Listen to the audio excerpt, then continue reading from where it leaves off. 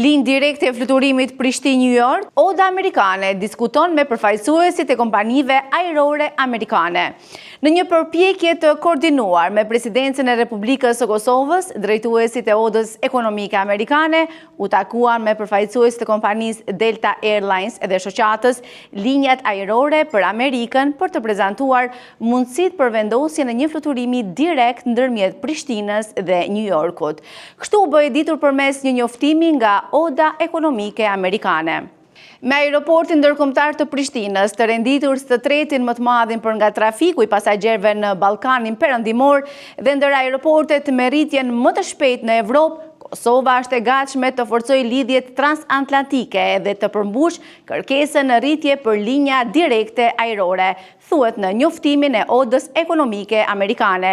Tutje nga OEAC thekson se një fluturim direkt do të hapte rrugë të reja për tregtinë, turizmin dhe investimet, duke forcuar më tej lidhjet e thella ndërmjet Kosovës dhe SBA-s. Për më shumë informacion, qëndroni në telegrafi.com.